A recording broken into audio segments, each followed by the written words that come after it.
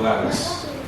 Es necesario escuchar la voz de Dios en cada una de las circunstancias de nuestras vidas, porque nosotros no vivimos al azar.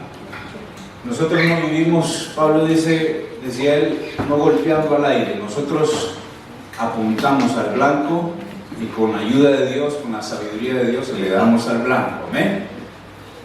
Saluda al que está a tu lado, bendícelo, dale gracias a Dios por su vida. Si no lo has saludado en esta mañana, si no lo has visto, o si es por primera vez que está por acá, salúdalo y dale gracias a Dios por la vida de esa persona que está al lado tuyo. Somos la familia de Dios, los hijos de Dios, y estamos aquí para bendecirnos los unos a los otros. Los niños creo que van a pasar con Vanessa y vamos a quedar los más jóvenes acá para escuchar el mensaje del Señor.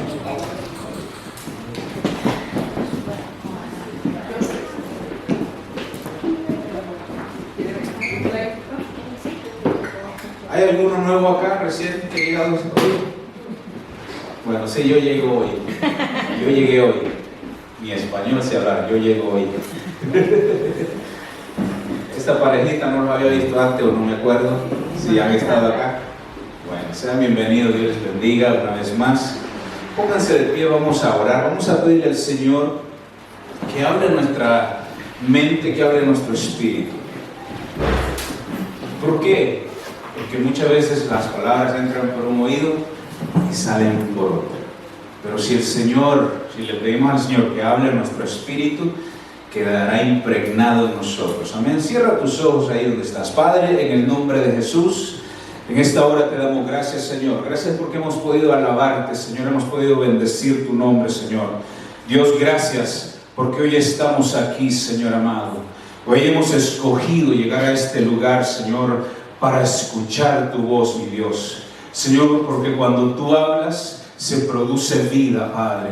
Tu palabra nos enseña que tú hablaste y creaste, Señor, todas las cosas, Señor. Tu palabra salió de tu boca, Señor, y fueron creados todo lo que hoy existe, mi Dios. Señor, y hoy oramos, Señor, que así hables hoy, Señor, y produzcas en nosotros aquello que necesitamos de parte tuya, Señor. Produzcas en cada uno de los que estamos aquí, Señor, lo que necesitamos, Padre, para la gloria de tu nombre, Señor. Añade a nuestras vidas, Señor, lo que nos hace falta de parte tuya, Padre. Y lo demás, dice tu palabra, será añadido, Dios, a los que confían y creen en ti, Señor. Padre, en el nombre de Jesús oramos. Amén. Amén. Siéntense. Si traes tu Biblia, si traes tu Biblia electrónica, o si vas a ver a la pantalla, pero presta atención. Amén. Salmo 94, 19. Y dice las Escrituras: cuando mis inquietudes se multiplican dentro de mí, tus consuelos deleitan mi ser. Otra versión que tengo acá, no sé si es la misma que va a estar ahí, dice: cuando mi mente se llena de dudas, tu consuelo renueva mi esperanza y mi alegría. David es establecido en el reino, en Israel. Ya David está algo maduro en edad, y le pide al Señor, le pide a Dios ayuda. Y David era amado por el pueblo de Dios, porque era un buen rey. Trataba bien al pueblo, hacía justicia, hacía lo mejor que él podía, pero David no confía en sí mismo y le pide ayuda a Dios. David le pide ayuda al Señor y le dice que a través de él, dice, el arrogante, el perverso, el malo, pueda ser traído a justicia, pueda ser castigado. También le pide que a él asumir el cargo como rey, él pueda defender al huérfano, Él pueda defender a la viuda, Él pueda hacer justicia al pueblo de Dios. Y qué mejor, queridos hermanos, cuando nosotros tenemos una responsabilidad, tenemos un cargo, sea en lo natural, sea en medio de la iglesia, ser como David. Señor, dame la sabiduría, dame la palabra, el entendimiento para hacerlo de la forma correcta, para hacer justicia donde se practica injusticia, para hacer aquello que te agrada a ti y el indefenso sea defendido. Cuando tu mente o llegan dudas a tu mente, ¿qué haces tú? Buscamos en Google cómo solucionar las cosas. ¿Dónde vamos a buscar ayuda? ¿Dónde vamos a buscar consuelo que pueda traer tranquilidad y paz a nuestras vidas en medio de la incertidumbre que trae muchas situaciones en medio de nuestras vidas? Enfermedades, necesidades, perdiste el trabajo, tienes una deuda. ¿Dónde vamos nosotros cuando nuestra mente se llena de dudas e inquietudes? Vamos al pastor, vamos al líder, vamos al hermano, vamos al amigo. David dijo: mi esperanza y mi alegría se renuevan en el Señor. Pero no se renovaban solo porque lo decía, sino que se renovaban porque él venía, dice, a la presencia de Dios en oración y se presentaba delante del Señor y ponía sus oraciones delante de él y clamaba delante de él.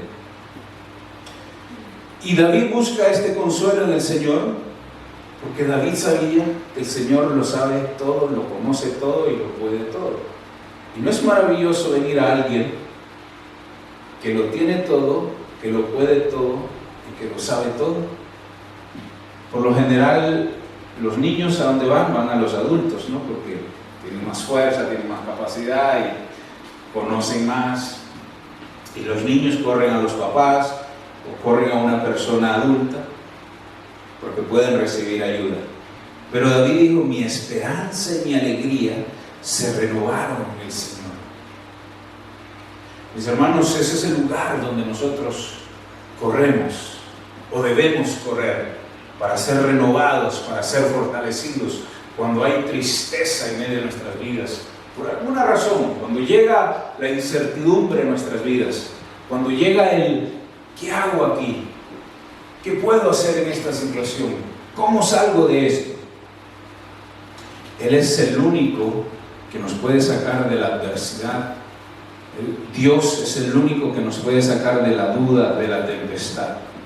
Y David sabía dónde ir. Miren, los discípulos del Señor Jesús tuvieron dudas. Viene uno diciendo: yo soy el Hijo de Dios, o yo soy el enviado, yo soy el Mesías. Y por eso el Señor Jesús le preguntó a ellos: ¿quiénes dicen ustedes que soy yo? ¿Ustedes creen en mí? Y vemos en las Escrituras que los discípulos tuvieron dudas, pero el Señor los ayudó a entender quién era Él. Los discípulos, yo creo que de alguna manera tienes tu trabajo y luego te llama el Señor Jesús y te siguen y tú pero si dejo el trabajo y este no tiene empresa, este no tiene trabajo, este no tiene dinero, ¿qué voy a hacer? Uno siempre se va a la segura, ¿no? En lo natural, el hombre natural siempre se va a la segura. Si dejo este trabajo es porque tengo otro ya listo para mí. Nadie deja un trabajo y dice: bueno, lo voy a dejar, voy a descansar una semana y a ver si consigo otro. Está difícil, ¿no? Porque hay que pagar la renta, hay que pagar el carro, hay que pagar los gastos de la esposa, los gastos de los hijos. y pues dejar el trabajo así por así no se puede. Imagínense los discípulos, el Señor Jesús los empieza a llamar a los que eran pescadores, a los que cobraban impuestos, que ganaban muy bien. Duda, yo creo, a ver, ¿quién es este? ¿Qué va a hacer? ¿Qué tiene para mí? ¿Qué tiene el Señor para nosotros? ¿Qué tiene el Señor? Cuando nosotros, y yo creo que cuando han venido dudas a nuestras vidas, nos hemos hecho muchas preguntas de cómo podemos salir de esas dudas, de esas inquietudes, de esos momentos difíciles en nuestras vidas. Miren, los discípulos ¿creyeron en la resurrección, sí o no? Dice la Escritura que en medio del pueblo de Dios habían dos grupos. Unos que creían en la resurrección y otros que no creían en la resurrección. El pueblo de Dios, el mismo pueblo de Dios, estaba dividido en ciertas doctrinas acerca de la resurrección. Los fariseos creían en la resurrección y los saduceos no creían en la resurrección. No sé si estoy correcto, pero uno de los dos creían y otro no creía. Y tú te imaginas los discípulos estando en ese ambiente, en el pueblo, de que unos creían en la resurrección y otros no creían en la resurrección. Y el Señor Jesús les dijo a ellos que tenía que morir, pero que al tercer día tenía que resucitar.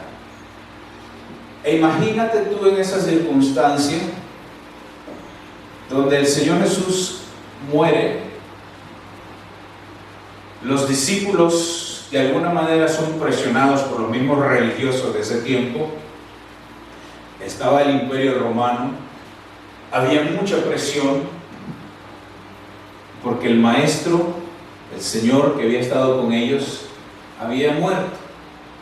Y Jesús había dicho: yo soy la resurrección y la vida. El que cree en mí, aunque esté muerto, vivirá. Pero llevaba ya más de 2 días muerto. Imagínense ustedes, ¿pudo haber venido dudas, sí o no? Dice la Escritura en Lucas 24, del 5 al 11, dice lo siguiente: y como tuvieron temor y bajaron el rostro a tierra, les dijeron: ¿por qué buscáis entre los muertos al que vive? No está aquí, sino que ha resucitado. Acordaos de lo que os habló cuando aún estaba en Galilea, diciendo: es necesario que el Hijo del Hombre sea entregado en manos de hombres pecadores y que sea crucificado y resucite al tercer día. Entonces ellas se acordaron de sus palabras y, volviendo del sepulcro, dieron nuevas de todas estas cosas a los 11 y a todos los demás. Eran María Magdalena y Juana y María, madre de Jacobo, y las demás con ellas, quienes dijeron estas cosas a los apóstoles. Mas ellos les parecían locura las palabras de ellas y no las creían. Miren, mis hermanos, yo creo que cuando ellos escucharon este mensaje del ángel, Él no está aquí, Él vive, dice. ¿Por qué buscáis entre los muertos al que vive? Estas palabras, mis hermanos, cobraron significado grande para los que habían muerto antes, para los que iban a morir y para los que habían de nacer y también iban a morir, porque en Él estaba la esperanza de la resurrección. Pero los discípulos tenían ya 2 días que no sabían nada, estaban atemorizados, estaban a escondidas porque estaban siendo perseguidos y no sabían nada, el temor, la tristeza de haber perdido al maestro, los tenía atemorizados de alguna manera. O estaban escondidos por presión de los romanos, por presión de los religiosos de ese tiempo. Pero mis hermanos, cuando estas mujeres van al sepulcro y dice, 2 ángeles están ahí diciendo, ¿por qué buscáis entre los muertos al que vive? Resucitó. Y las mujeres, dice, corren a decirle a los discípulos y no les creen. Están locas ustedes.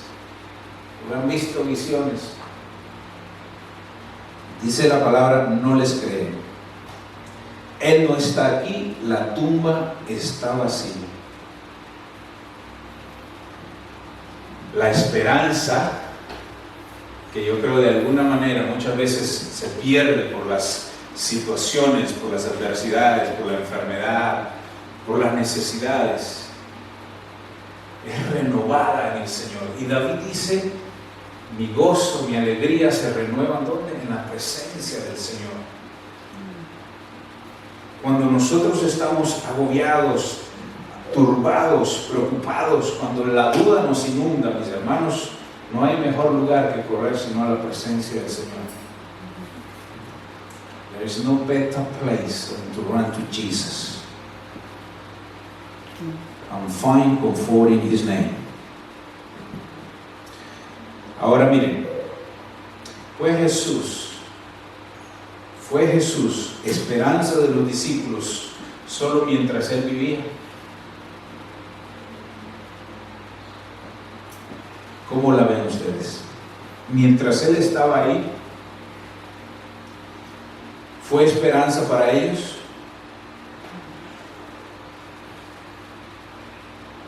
Yo creo que sí, pero fue difícil. Porque aquel que decía, echen la red, y se llenaba la red de peces, aquel que multiplicaba los panes, aquel que oró por vino, aquel que oró por sanidades, ya no estaba ahí. Y tú te imaginas estar rodeado de esa atmósfera de milagros, de sanidades, de provisión, y de repente es quitado aquel que hace los milagros. Si te es quitada en lo natural la fuente de tu trabajo, ¿qué pasaría contigo? ¿Te preocupas? Viene temor, viene duda, incertidumbre, porque la necesidad está ahí, hay que pagar la renta, hay que pagar los diferentes gastos y cosas. Y a los discípulos le fue quitado aquel que hacía los milagros, aquel que los llamó y les dijo, vengan al reino de mi Padre y van a hacer estas cosas, van a hacer mucho más de lo que yo haga, y les es quitado el gozo, la alegría. Vamos de aquí para allá, imagínense los discípulos, vamos a ir a Galilea, allá iban con el Señor Jesús y miraban los milagros, vamos a ir a Capernaum y allá los milagros, vamos a cruzar el mar y la tormenta se alborota y el Señor Jesús, cálmate, y se calma la tormenta y los discípulos excited, wow, y de repente ya no está. ¿Y ahora qué hacemos? ¿Cómo calmamos la tormenta? ¿Cómo pagamos los impuestos? ¿Cómo comemos pan? ¿Cómo comemos pescado? Incertidumbre, preocupación, dudas. ¿Sería este el Mesías prometido? ¿Sería este el que dice las Escrituras? Más de 2 días muertos, no ha resucitado. ¿Qué hacemos? ¿Qué hubiéramos hecho nosotros si el que nos provee no está? Si el que nos sustenta, si el que nos alienta, el que nos anima, no está. Si nuestra esperanza se desvanece, ¿qué hacemos nosotros? Ponte en lugar de los discípulos. La esperanza que ellos tenían Israel estaba bajo presión de los romanos, bajo control de los romanos, y el tal reino que había no existía. Había un gobierno tirano que maltrataba a los ciudadanos, al pueblo de Dios. Y encima de eso estaban unos religiosos que dice la Escritura que ni con la punta de los dedos tocaban las leyes de la misma religión, pero forzaban a los demás a que cumplieran esas leyes. Ahora miren lo que dice el libro de Corintios 15:19. ¿Es Jesús esperanza para tu vida en esta vida y en la venidera? ¿Saben que hay gente en medio del pueblo de Dios que ora para que el Señor venga pronto? Porque no quieren sufrir, porque no quieren pasar las adversidades, los problemas. Quieren que el Señor venga así pronto, llegue. ¿Cuántos quieren que el Señor venga pronto? Para escapar de las adversidades. O porque lo anhelamos, o porque lo añoramos, deseamos que Él venga, no para escapar de las adversidades, sino por lo que Él es. El Señor de nuestras vidas, el Rey de nuestras vidas. Pero hay parte del pueblo de Dios que ora muy intensamente por el regreso del Señor Jesús, y que los demás que no conocen del Señor Jesús, pues allá ellos. Pero somos nosotros llamados, dice, a proclamar el reino del Señor a los que no conocen, dice, hasta el fin del mundo, hasta que se añada el número de los escogidos o de los salvos, de los que han de entrar al reino de los cielos. Pero entonces nuestra esperanza, ¿hasta dónde llega en el Señor Jesús? ¿En esta vida o en la venidera? Primera de Corintios 15:19 dice: y si nuestra esperanza en Cristo es solo para esta vida, somos los más dignos de lástima de todo el mundo.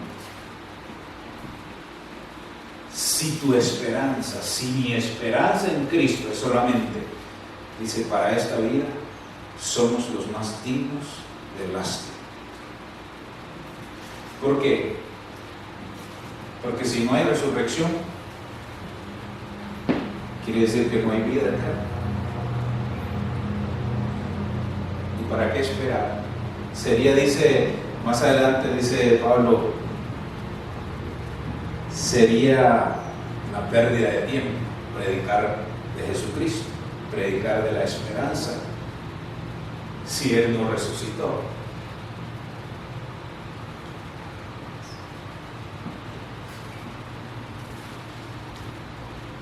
Si la vida de los hijos de Dios, si no hay un principio de resurrección, entonces toda la vida cristiana es una broma. Sería lamentable que el pueblo de Dios o los hijos de Dios, y miren, se los digo porque si bien la Biblia declara que habían dos grupos que creían en la resurrección, uno que creía en la resurrección y uno que no creía en la resurrección. Hoy en día hay gente que cree en el Señor Jesús, pero no creen en la vida eterna. Tienen una esperanza para esta vida, pero no tienen esperanza una vez que se acabe la vida.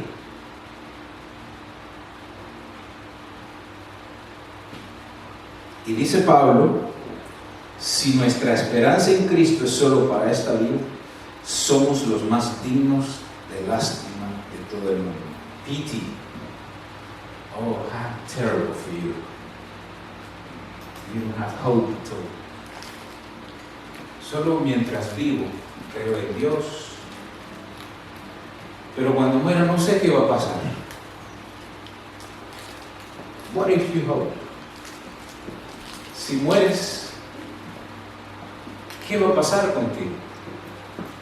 ¿Pasas al olvido?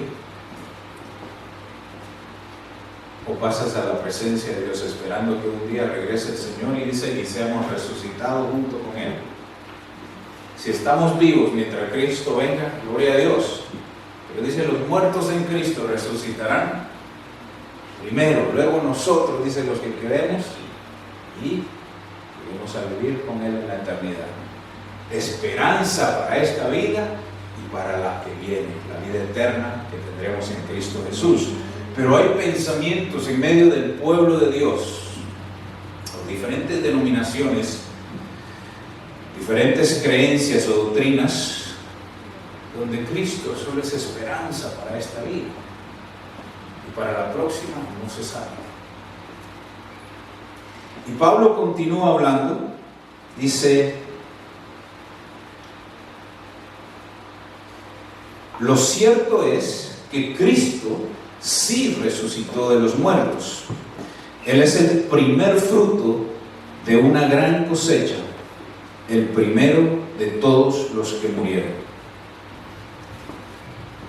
Así que ya ven, tal como la muerte entró en el mundo por medio de un hombre, ahora la resurrección de los muertos ha comenzado por medio de otro hombre. Mis hermanos, somos portadores de esperanza, dicen las Escrituras, para aquellos que no conocen la verdad de Cristo, para aquellos que no han todavía venido al conocimiento de la verdad del Señor, de poder llevarlos a esta esperanza en Cristo Jesús, que Él vino, murió por el mundo entero para pagar el precio de la iniquidad que había y poder reconciliarnos con el Padre. Y a través de Él, dice, vivir una eternidad con Él para la eternidad. Para la eternidad. Iba a decir para vivir unos cuantos años, pero no hay números para decir eternidad. La eternidad. Decía alguien por ahí, uy, pero va a estar como muy aburrido, ¿no? Vivir la eternidad. Dice, ya me cansé viviendo 50 años por los problemas y las adversidades en esta vida. Pero vivir una eternidad con el Señor, lo que vemos en las Escrituras, lo que será vivir con Él, pasar la eternidad con Él. Él es la esencia de todo lo que existe. Él es la esencia de todo lo que nosotros vemos. Imagínense estar con Él. Los discípulos, por eso cuando ellos estaban con Él, sus vidas fueron transformadas, fueron mudados a nuevos hombres. Segunda de Corintios 1:18 dice, tan cierto como que Dios es fiel, nuestra palabra a ustedes no oscila entre el sí y el no. Miren, muchas veces nosotros vacilamos cuando se nos preguntan cosas, ¿no? Cuando se nos hace una pregunta como que sí o no. Y Pablo les está compartiendo a los hermanos en Corintios la palabra y le dice, tan cierto como que Dios es fiel, lo que les hemos dicho, la palabra que hemos transmitido a ustedes, dice, no oscila entre sí y no. Es decir, estoy aquí, estoy allá. Dice, pues Jesucristo, el Hijo de Dios, no titubea entre el sí y el no. Él es aquel de quien Silas, Timoteo y yo les predicamos. Y siendo el sí definitivo de Dios, Él siempre hace lo que dice. ¿Tú crees que Dios hace lo que dice, mis hermanos? Amén. Amén. ¿Ha hecho Dios lo que Él dijo de ti? En parte sí. En parte todavía aguardamos que se cumpla lo que Él ha dicho en su palabra en nosotros. Pero lo que Él ha hecho, lo que Él ya ha hecho, lo que Él ya dijo, se ha cumplido a través de Jesucristo. ¿De dónde tú vienes? ¿Quién tú eres? ¿Y hacia dónde vas? Ya ha sido cumplido en Cristo Jesús. Porque dice, fuimos reconciliados, éramos enemigos de Dios, pero a través de Jesucristo fuimos reconciliados, fuimos atraídos al Padre y fuimos, dice, hechos hijos de Dios.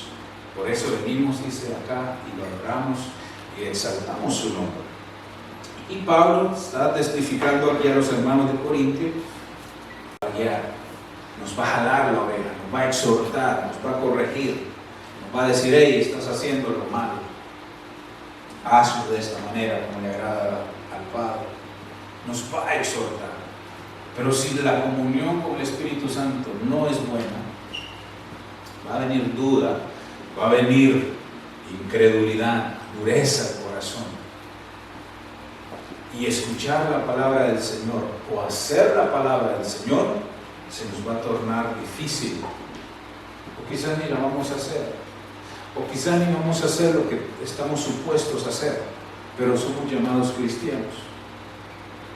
Aunque no hagamos lo que dice la Escritura, entramos en la religiosidad de los hombres de que somos cristianos, pero no somos hijos de Dios. Hay una gran diferencia. Yo no sé si me entienden, porque hemos hablado de esto muchas veces, ¿no? Los mormones, los católicos, los salvos siempre salvos, los testigos de Jehová, todos son cristianos. ¿Y tú y yo qué somos? ¿También cristianos? Pero lo que marca la diferencia, queridos hermanos, es que dice las Escrituras que Él nos comisionó y puso al Espíritu Santo en nuestras vidas como garantía de lo que Él prometió. 1 Pedro 1:3 dice: bendito el Dios y Padre de nuestro Señor Jesucristo, que según su grande misericordia nos hizo renacer para una esperanza viva. Y si está viva, quiere decir que no solo es por un momento, no solo es por una etapa de tiempo, para una estación, para un año, para 2 años, dice para la eternidad. Si ese sello de garantía está en ti y está en mí, dice: bendito el Dios y Padre, nuestro Señor Jesucristo, que según su grande misericordia nos hizo renacer para una esperanza viva por la resurrección de Jesucristo de los muertos. Mire, la Escritura nos lleva a Cristo Jesús, el principio de todas las cosas, dice resucitado, para una herencia incorruptible, incontaminada e inmarcesible, reservada en los cielos para nosotros, para vosotros, que sois, dice, guardados por el poder de Dios mediante la fe, para alcanzar la salvación que está preparada para ser manifestada en el tiempo postrero, en la cual vosotros os alegráis, aunque ahora por un poco de tiempo, si es necesario, dice, si es necesario, tienes que ser afligido. Oye, ¿por qué el Señor permite que seamos afligidos? Porque el Señor permite que seamos afligidos. Dice aquí: si es necesario, tengáis que ser afligidos en diversas pruebas, para que la fe que dices tener sea probada. Si tienes fe, vas a permanecer. Y si no tienes fe, pues vas a perecer. Vas a sufrir pérdida, que no tienes fe en medio de la prueba y en medio de la dificultad. ¿Y para qué, mis hermanos? Para que te des cuenta de que necesitas fe. No porque el Señor quiera destruirte, este no tiene fe, fuera. Para que tú te des cuenta que no tienes fe y que necesitas fe. Porque sin fe, dice, es imposible agradarle a Dios. Entonces ya no eres cristiano, eres un hijo de Dios. Porque vives bajo los principios de Dios, vives bajo la verdad de Dios. Dice: para que sometida a prueba vuestra fe, mucho más preciosa que el oro, el cual, aunque perecedero, el oro es perecedero, ¿no? Bueno, dice acá, se prueba con fuego. Aquellos que almacenan oro, pues van a sufrir pérdida también.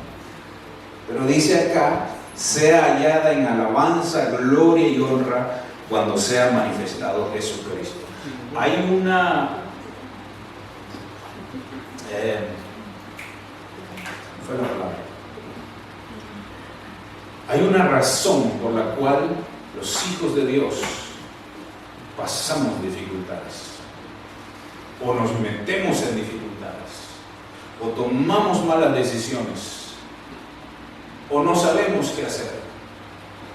Pero dice que en medio de esa prueba y en medio de esa aflicción, algo bueno salga a favor tuyo.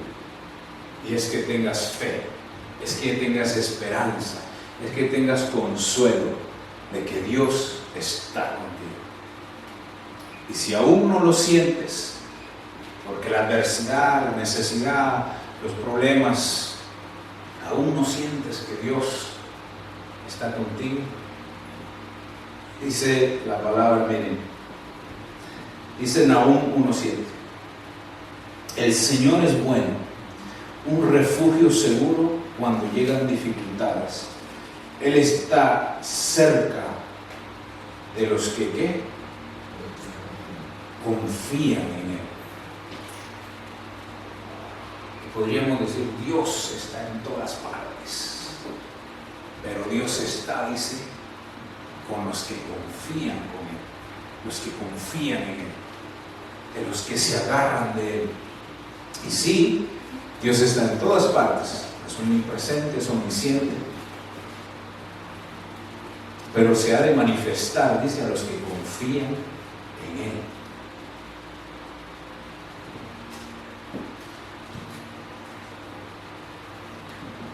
Si por alguna razón te sientes solo, Dios está contigo, Dios está contigo.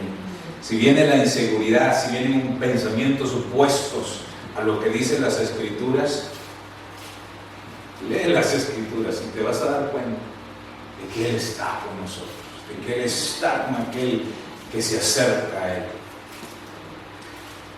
Jeremías, en medio de todas las circunstancias, la guerra, la destrucción que había, Dios le habla a Jeremías y le dice, yo sé los pensamientos que tengo, yo sé mis planes que tengo contigo, son pensamientos de bien, pensamientos de hacerte el bien, pensamientos de bendecirte, pensamientos de cuidarte, de guardarte del mal, del peligro. En medio de la prueba es Dios quien nos sustenta. Y vamos a pasar por la prueba para que tu fe sea fortalecida, para que mi fe sea, como digo, los discípulos le dijeron al Señor, ayúdanos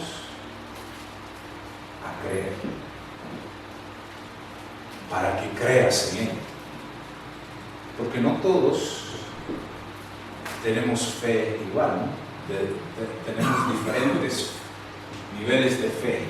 Pero a medida que vamos en el camino que el Señor ha trazado para nosotros, nuestra fe va creciendo, nuestra fe va incrementando. Y los discípulos sabían de esto. Señor, ayúdanos. Ayúdanos a orar. Señor, ayúdanos a tener fe. ¿Cómo hacemos crecer la fe? El Señor, ahí le va la prueba. Y los discípulos aprendieron,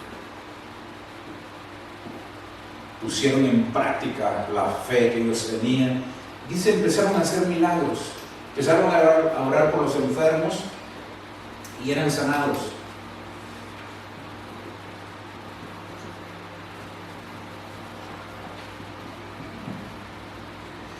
Él es nuestra esperanza, mis hermanos, para esta vida, en medio de lo que estés pasando. Si hay alguien en tu alrededor, alguien que no conoce al Señor Jesús, tú, como portador de esperanza, ¿ves? Podemos llevar esperanza a esa casa, a ese hogar, a esa persona, a ese amigo. Somos portadores de esta esperanza de vida. y de la vida por venir. Entonces, ¿qué hacemos? Aferrémonos a su palabra, agarremos su palabra, juntos todos. Por eso el Señor mandó a que nos congregáramos, porque habemos unos que vamos más lentos, habemos unos que vamos más rápido, hay algunos que tienen más fe, hay algunos que tienen menos fe, hay algunos que practican la palabra del Señor estrictamente, hay otros que quizás están batallando, pero mientras estamos acá, dice, unidos todos, alabamos al Señor en la unidad y en el amor, somos bendecidos, somos guardados por Él y somos animados los unos a los otros, alentaos los unos a los otros, fortaleceos los unos a los otros. Dice, llevad las cargas los unos con los otros. Pero mientras no estamos aquí, ¿qué sé yo lo que estás haciendo si no estás aquí? ¿Qué sé yo lo que estás pasando si no estás aquí? O si no buscas ayuda, quizás vas de arrastre con mucha carga, con las preocupaciones de la vida. Pero como no vienes, o como no vas a la oración, no oramos, entonces la carga se vuelve más pesada, más difícil. Y la vida en Cristo se complica por todas esas cosas que nosotros no sabemos llevar conforme a la palabra del Señor. Amén. Ponte de pie, vamos a orar. It is a show message. Pero la esencia de la palabra es vida. La esencia de lo que el Señor hizo a través de su muerte y resurrección ha traído esperanza para el mundo entero. No es como las otras religiones que tienen sus creadores en tumbas, pero el Cristo nuestro ha resucitado y hay esperanza en esta vida y hay esperanza para la venidera. Amén. Así que démosle gracias a Dios. Si estás pasando por algún problema, alguna adversidad, alguna duda, algo ha venido a tu vida, Él es nuestra esperanza. Él es un lugar seguro, un refugio seguro. Así que vamos a orar. Padre, en el nombre de Jesús, gracias, Señor, por tu palabra, Dios. Gracias porque tú nos recuerdas, Señor, Padre, lo que tú has